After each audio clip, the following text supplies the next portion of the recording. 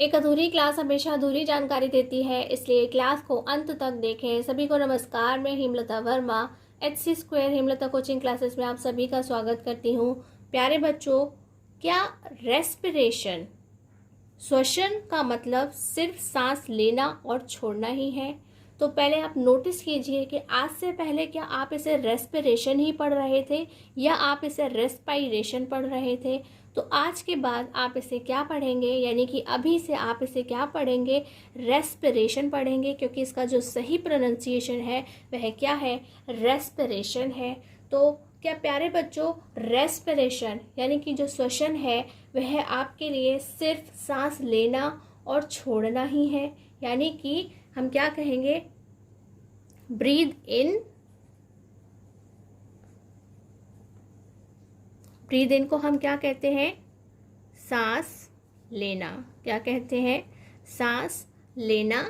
और हमारा breathe out, ठीक है, ब्रीद आउट यानी कि सांस छोड़ना।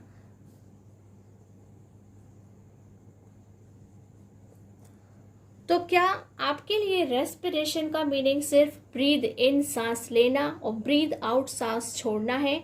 तो ऐसा बिल्कुल भी नहीं है, क्योंकि ब्रीद इन और ब्रीद आउट करने को हम क्या कहते हैं? हम उसे ब्रीदिंग कहते हैं। क्या कहते हैं? हम उसे ब्रीदिंग कहते हैं। यह क्या है? यह रेस्पिरेशन का एक पार्ट है। क्या है? यह रेस्पिरेशन का ही एक भाग होता है। पर सिर्फ ब्रीदिंग करना रेस्पिरेशन नहीं होता है। प्यारे बच्चों, ब्रीदिंग को हिंदी में क्या कहा जाता है? तो आप ध्यान से लिख लीजिए, श्वासोच्छ्वास, श्वासोच्छ्वास, श्वासोच्छ्वास। तो ये हमारा जो श्वासोच्छ्वास है उसे हम हिंदी में इंग्लिश में ब्रीदिंग कहते हैं। यह क्या है? रेस्पिरेशन का ही एक भाग होता है, यानी कि श्वसन का ही एक भाग होता है, पर यही अकेला श्वसन नहीं होता है, यानी कि रेस्पिरेशन नहीं होता है। तो प्यारे बच्चों, आपने क्या देखा कि हम क्या पढ़ रहे हैं? हमारे चैप्टर का नाम क्या है? तो हमारे चैप्टर का नाम है लाइफ प्रोसेसेस। क्या है? Life processes. हम आपको ये इसलिए याद दिला रहे हैं कि रेस्पिरेशन आपको बिल्कुल सीधे से डेफिनेशन लिखवाने से इतने अच्छे से समझ में नहीं आएगा जितना चीज़ें वापस लौटकर देखने पर आएगा। तो हम क्या कर रहे हैं? ये लाइफ प्रोसेसेस पढ़ रहे हैं, जैव प्रक्रम पढ़ रहे हैं। और आपने देखा कि सबसे पहले हमने लाइफ प्रोसेसेस में यानी कि जैव प्रक्रम में क्या देखा? ग्रोथ को देखा। किसको देखा? ग्रोथ को देखा, यानी कि हमने वृद्धि को होते हुए देखा। लेकिन वृद्धि के लिए हमें क्या चाहिए था? वृद्धि के लिए हमें फूड चाहिए था। क्या चाहिए था? फूड, यानी कि भोजन चाहिए था। और हमें उससे क्या मिला? हमें उससे क्या मिलता है? तो हम कहेंगे न्यूट्रिशन मिलता है। क्या मिलता है?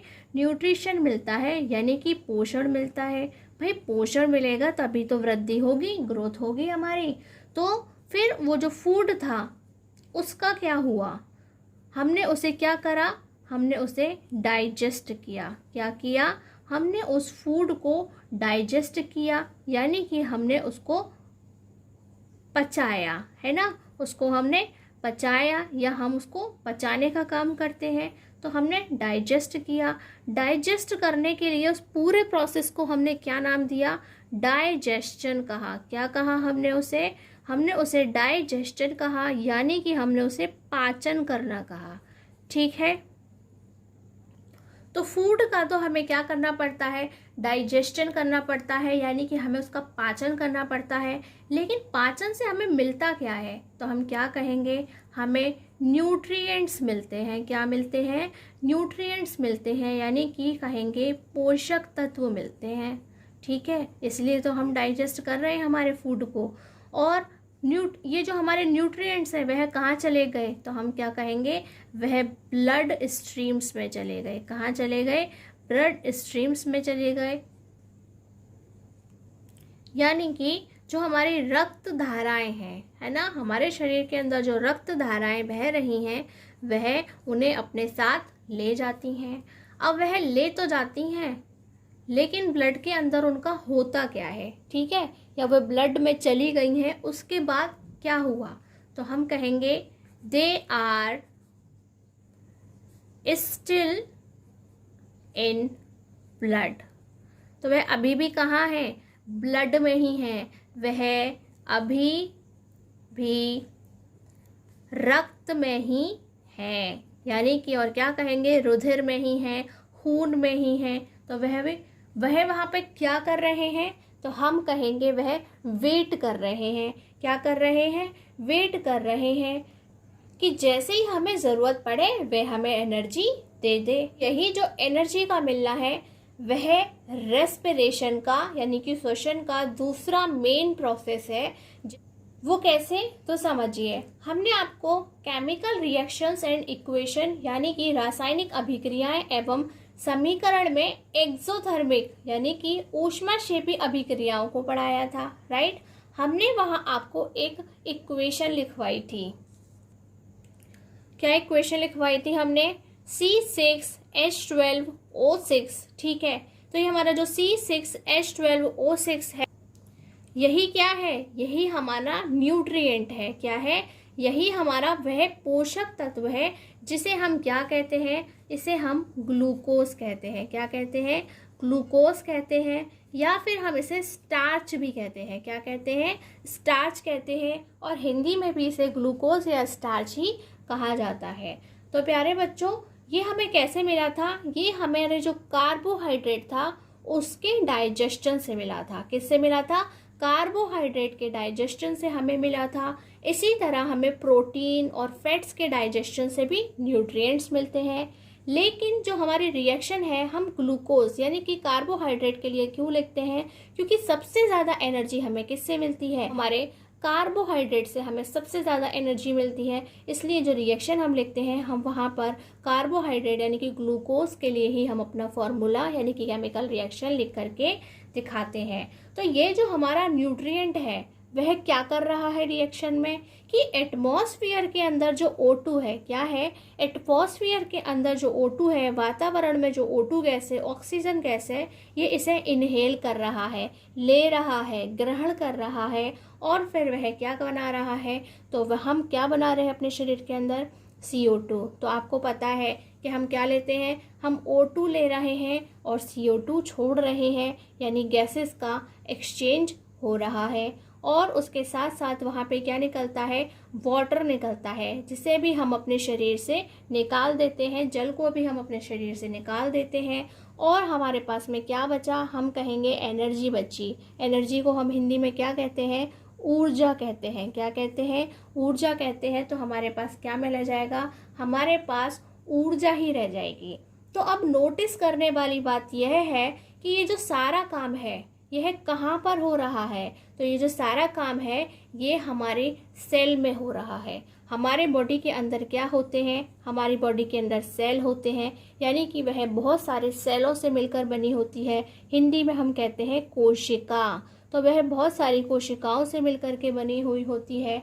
और जो हमारी सेल है, हर एक सेल पूरी बॉडी के अंदर यही वर्क करती है। ये जो आपको रिएक्शन दिखाई दे रही है, ये पूरा वर्क हर एक सेल के अंदर, हर एक कोशिका के अंदर अलग अलग होता है। क्या होता है, अलग अलग होता है। इसीलिए जो हमारा रेस्पिरेशन है, हम उसे क्या कहते हैं, हम उसे सेल्यूलर रेस्पिरेशन भी कहते हैं। क्या कहते हैं, हम उसे सेल्यूलर रेस्पिरेशन भी कहते हैं। तो प्यारे बच्चों, हिंदी में जो सेलुलर रेस्पिरेशन है उसे क्या कहा जाता है, हम उसे कोशिकीय श्वसन कहते हैं। क्या कहते हैं, कोशिकीय श्वसन। तो इस तरह से जो आपने अभी पूरे प्रोसेस को समझा, इसे कहा जाता है रेस्पिरेशन। क्या कहा जाता है, रेस्पिरेशन। सिर्फ ब्रीद इन करना और ब्रीद आउट करना रेस्पिरेशन नहीं है, यानी कि सांस लेना और सांस छोड़ना श्वसन नहीं है। उसके साथ साथ हम क्या देख रहे हैं कि वह हमें एनर्जी भी मिलती है, यानी कि हमें वहाँ ऊर्जा भी मिलती है। और ये सारा काम कहाँ होता है, हमारी पूरी बॉडी के जितने भी सेल्स हैं उनमें अलग अलग होता है। ठीक है, हर सेल अपना काम अलग करती है। तो प्यारे बच्चों, जब बात सेल की हो ही रही है, कोशिका की हो रही है, तो हम आपको थोड़ी सी डिटेल और देते हैं। वैसे तो आपने सेल थ्योरी को, ठीक है, यानी कि जो आपका ये पूरा कोशिका जगत था, कोशिका विज्ञान था, वह आपने 9th क्लास में काफ़ी पढ़ लिया है। लेकिन कुछ बच्चे ऐसे होंगे जिनके कॉन्सेप्ट क्लियर नहीं हुए हैं या वह भूल गए हैं, तो उनको दोबारा याद दिलाने के लिए हम बता देते हैं कि ये जो हमारी सेल है, मान लेते हैं ये क्या है, ये हमारी सेल है। सेल के अंदर क्या होता है, न्यूक्लियस होता है, और बाकी का यह क्या है, ये लिक्विड पार्ट, ये जो हम डॉट डॉट करके बता रहे हैं, ये लिक्विड पार्ट है, जिसे हम क्या कहते हैं, इंग्लिश में हम इसे कहते हैं साइटोप्लाज्म। क्या पढ़ेंगे आप इसे, साइटोप्लाज्म कहेंगे। इसका सही प्रोनाउंसिएशन यही है। और जबकि हमें बुक्स में क्या लिखा हुआ मिलता है हिंदी में, साइटोप्लाज्म, तो वहाँ पर साइटोप्लाज्म लिखा हुआ है, तो आप इसे साइटोप्लाज्म लिख दीजिएगा। लेकिन इसका जो सही प्रोनाउंसिएशन है वह क्या है, साइटोप्लाज्म है। और वहाँ पर इसके साथ साथ क्या बने हुए होते हैं, कुछ ऑर्गेनेल्स बने हुए होते हैं, यानी कि इसके छोटे छोटे अंग होते हैं जिन्हें हम कोशिकांग कहते हैं, वह बने हुए होते हैं।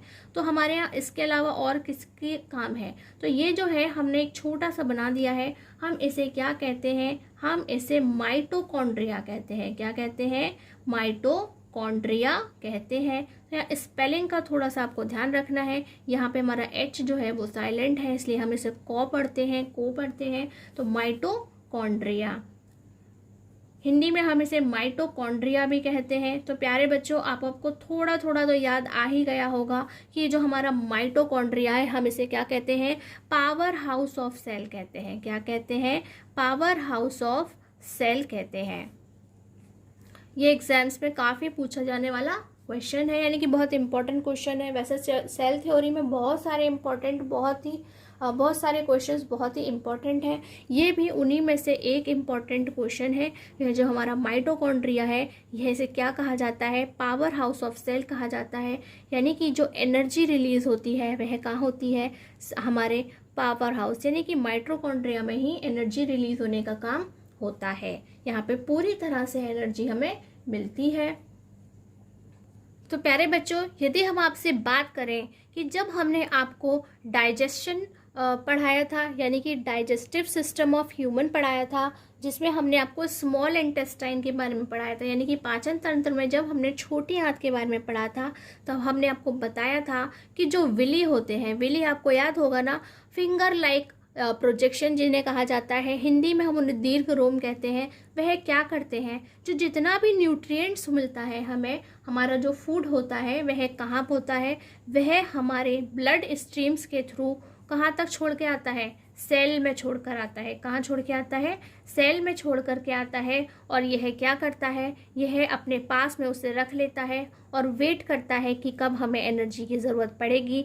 और जब हमें एनर्जी की ज़रूरत पड़ेगी तो ये क्या करेगा, वहाँ से एनर्जी को रिलीज़ करने का काम करता है। क्योंकि ये हमारी जो सेल है उसका क्या काम है, जो हमारी कोशिका है वह क्या करेगी उसका, कि जब भी हमें ज़रूरत पड़ेगी वह हमें देगी। तो वह किस किस काम के लिए देगी, हमें सडनली अगर एनर्जी की ज़रूरत पड़ती है तब भी देगी, और हमारी बॉडी के अंदर अगर किसी भी सेल के अंदर कोई टूट फूट होती है तो वह उसको भी ठीक करने का काम करती है। तो प्यारे बच्चों, आपने देखा होगा कि जब आपकी बचपन में कभी छोटे थे, आपकी पिटाई लगती होगी, है ना, मैडम ने आपको हाथ पे डंडा मार दिया, स्कूल के अंदर आपकी पिटाई हो गई, और घर पे मम्मी या पापा ने, है ना, घर में कोई ना कोई एक तो ऐसा होता है ना जो स्ट्रिक्ट होता है, तो जो स्ट्रिक्ट होता है वही बच्चों की पिटाई भी करता है। तो आपकी पिटाई हुई होगी तो आपको ऐसा लगा होगा, जैसे ही आपके गाल पे थप्पड़ पड़ा या हाथ पर स्कूल में डंडा पड़ा, तो आपको क्या लगा कि जो आपका हाथ है वह कैसा हो गया है, गर्म हो गया है उस जगह से, या जो आपका गाल है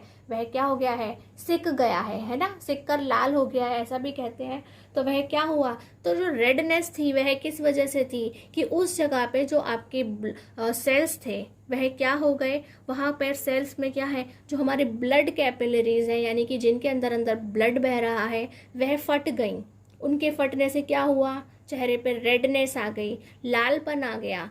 लेकिन जो आपको हॉटनेस फील हुई, जो आपको गरम गरम फील हुआ, हाथ पर डंडा पड़ने से या गाल पर थप्पड़ पड़ने से फील हुआ, वह क्या है कि वहाँ पर जो हमारी सेल थी उनको क्या हो गया, नुकसान पहुँच गया है, यानी कि उनमें टूट फूट हो गई है। अब उन्हें क्या है, उन्हें मरम्मत की ज़रूरत है। और वह कैसे होगी, एनर्जी रिलीज़ करनी होगी। तो जब वो एनर्जी रिलीज़ करेंगे तो जो आपको गरम गरम फील हुआ था वही क्या है, वही ये एनर्जी है जो हमारा सेल हमारे लिए रिलीज़ कर रहा है। ठीक है, तो ये आपको अच्छे से समझ में आना चाहिए।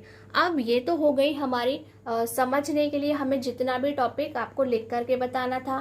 तो प्यारे बच्चों, हो सके तो आप इस सब को भी अपनी कॉपी पर अच्छे से नोट डाउन करें, लेकिन इसे आपको स्कूल के अंदर कॉपी में या अपने नोट्स के फॉर्म में लिख करके नहीं आना होता है। ये आपको समझाने के लिए लिखा गया था। जो इसके नोट्स हैं अब हम आपको पढ़ाएंगे, क्योंकि अब आपको इजीली समझ में आएगा कि हम क्या कह रहे हैं, किस बारे में कह रहे हैं और क्यों कह रहे हैं। रेस्पिरेशन यानी कि श्वसन। Respiration is the process in which oxygen O2 and carbon dioxide CO2 gas exchange. तो प्यारे बच्चों, हम यहाँ पे क्या देख रहे हैं कि जो रेस्पिरेशन है उसमें क्या काम करना होता है, जो हमारा ऑक्सीजन होता है और कार्बन डाइऑक्साइड होता है वहाँ पर उसका एक्सचेंज होता है। एंड एज वेल एज, और उसके साथ साथ energy is released by the breakdown of simple food. ठीक है, और वहाँ पे हमें एनर्जी मिल रही है। किससे एनर्जी मिल रही है, ब्रेकडाउन से मिल रही है, सिंपल फूड। तो प्यारे बच्चों, इसे सिंपल फूड क्यों कहा गया है, तो आपको याद होगा कि डाइजेशन से पहले हमारा जो फूड था वह कैसा था, कॉम्प्लेक्स फूड था, और हमने उसे डाइजेस्ट करने के बाद में सिंपल फूड में कन्वर्ट किया है। तो ये जो हमारी एनर्जी रिलीज हो रही है ब्रेकडाउन होने से, सिंपल फूड के ब्रेकडाउन होने से, वह कहाँ हो रही है, इन द सेल। तो अब आपको अच्छे से समझ में आ गया कि जो हमारा पूरा रेस्पिरेशन है वह क्या है, कि वहाँ पर गैसेस का एक्सचेंज तो होगा ही, उसके साथ साथ क्या मिलेगी, हमें एनर्जी मिलेगी, यानी कि एनर्जी रिलीज होगी। और वो भी कहाँ पर होगा, सारा प्रोसेस सेल के अंदर होगा। इसीलिए हम इसे क्या कहते हैं, it is also called cellular respiration. इसीलिए हम इसे सेलुलर रेस्पिरेशन भी कहते हैं, क्योंकि सारा काम सेल के अंदर होता है। हिंदी में हम क्या कहेंगे, श्वसन वह प्रक्रिया है जिसमें ऑक्सीजन और कार्बन डाइऑक्साइड गैस का विनिमय। तो प्यारे बच्चों, हिंदी मीडियम भी यहाँ पे ब्रैकेट में O2 और CO2 लिख ले। तो श्वसन वह प्रक्रिया है जिसमें ऑक्सीजन और कार्बन डाइऑक्साइड गैस का विनिमय यानी कि आदान प्रदान होता है। तथा आपको याद रखना है कि विनिमय का मीनिंग क्या होता है, आदान प्रदान करना होता है। तथा उसके साथ साथ कोशिका में भोजन के टूटने से, ठीक है, ब्रेकडाउन मीन्स टूटना से ऊर्जा मुक्त होती है। इसी को ही हम क्या कहते हैं, कोशिकीय श्वसन भी कहते हैं। तो अब यह आपको बहुत आसानी से समझ में आ रहा होगा, क्योंकि हमने आपको इसके बारे में काफ़ी डिटेल में पहले ही समझाया है, डिस्कस किया है। तो आपको ये क्या है, एक इन जनरल डेफिनेशन है, क्या है, एक इन जनरल डेफिनेशन है श्वसन की, रेस्पिरेशन की। तो हम इसे इन जनरल क्यों कह रहे हैं, और साथ साथ ये भी याद रखिए कि ये सबसे अच्छी डेफिनेशन है रेस्पिरेशन के लिए। आपको अलग अलग तरह से लिखी हुई डेफिनेशंस मिल जाएंगी, जहाँ पे आपको ये नहीं कहेगा कि ये एक्सचेंज है, वह आपको कहेगा कि O2 इनहेल कर रहे हैं और CO2 को एक्सहेल कर रहे हैं, यानी कि O2 हम ग्रहण कर रहे हैं और CO2 शरीर से निकाल रहे हैं। तो प्यारे बच्चों, आपको वो डेफिनेशन बिल्कुल भी नहीं लिखनी है।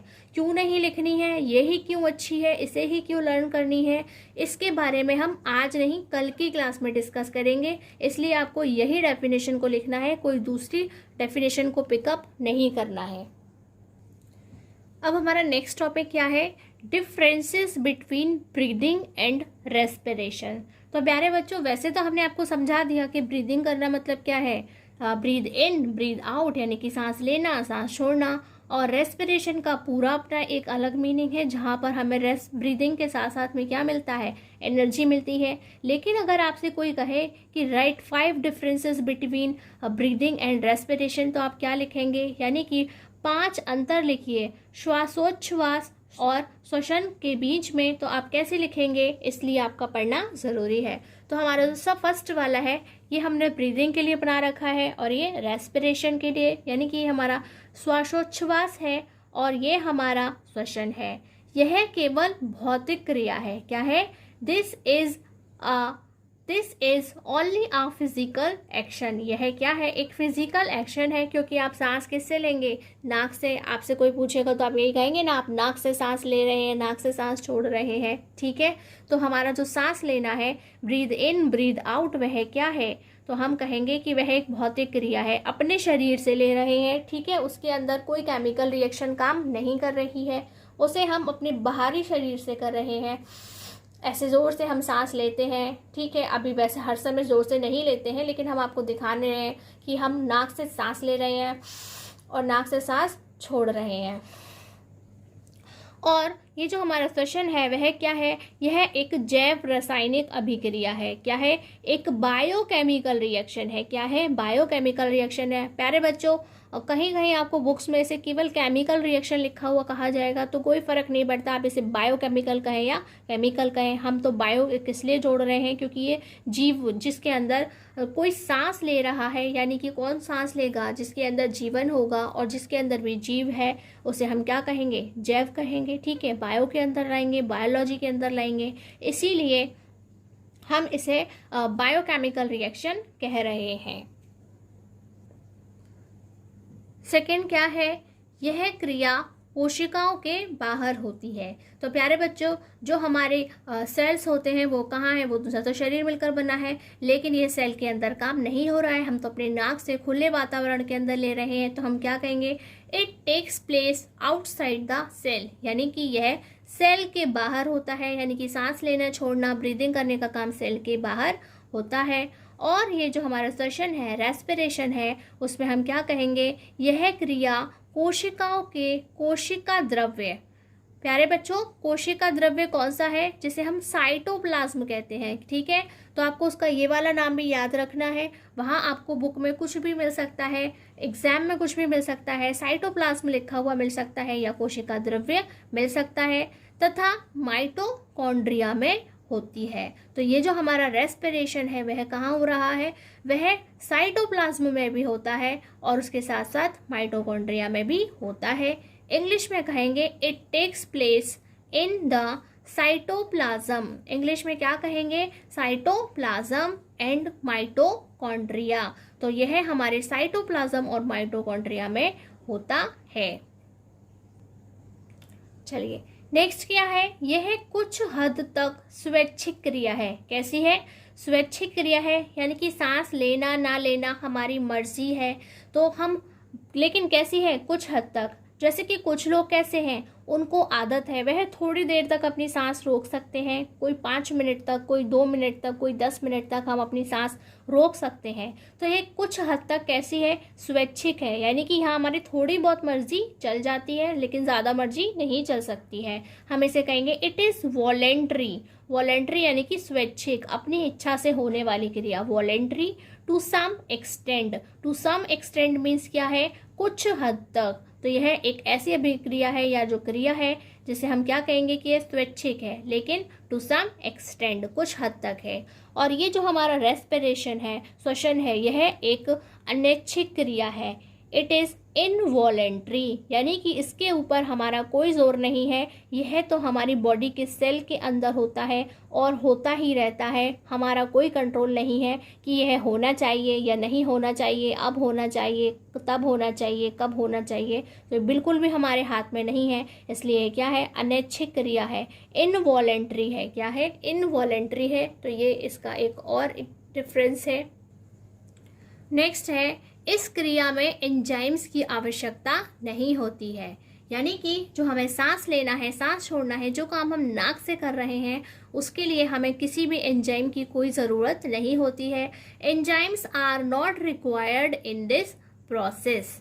और ये जो हमारा रेस्पिरेशन है, श्वसन है, इस क्रिया में एंजाइम्स की आवश्यकता होती है, यानी कि enzymes are required in this process. तो बेटा आपने देखा कि ये जो हमारा डाइजेस्टिव सिस्टम था यानी कि पाचन तंत्र था, आपने देखा बॉडी के अंदर जितना भी हमें फूड को डाइजेस्ट करना था यानी कि भोजन को पचाना था, वहाँ पर हमें तरह तरह के जूसेस की, एंजाइम्स की ज़रूरत होती है। तो यह हमारी बॉडी के अंदर जो भी काम होता है वहाँ पर हमें एंजाइम्स और जूसेस चाहिए होते हैं। और ये भी कैसा है, बॉडी के अंदर हो रहा है, वो भी सेल के अंदर हो रहा है, हर एक सेल में अलग अलग हो रहा है। इट मीन्स कि वहाँ पर हमें कोई ना कोई एंजाइम्स की ज़रूरत होती ही है। नेक्स्ट है, इस क्रिया में ऊर्जा उत्पन्न नहीं होती है, यानी कि सांस लेने और छोड़ने में हमें कोई एनर्जी नहीं मिलती है।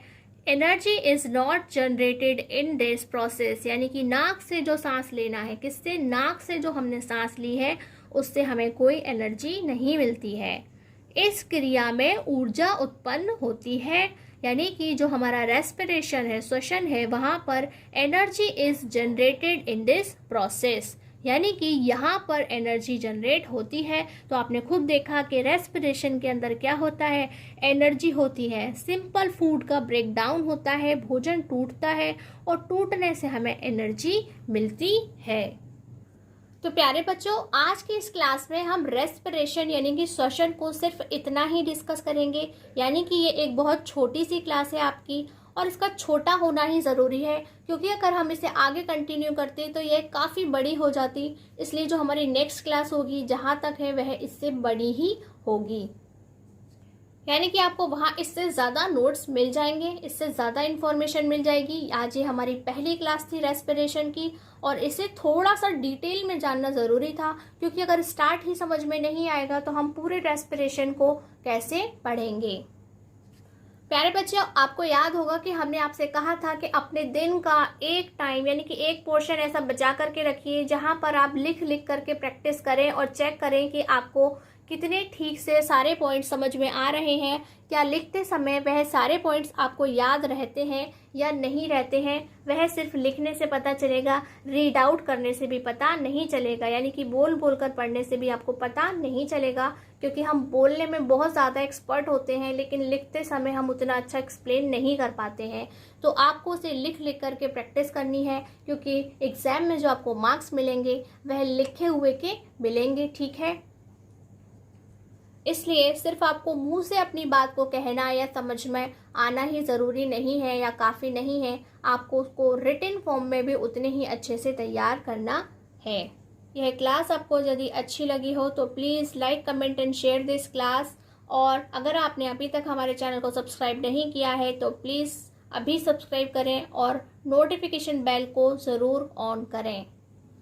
प्यारे बच्चों, डू रिमेंबर, याद रखिए, आज का काम आज ही ख़त्म करिए, कल के लिए बचाकर कुछ मत रखिए। आज की क्लास में बस इतना ही। नमस्कार, धन्यवाद।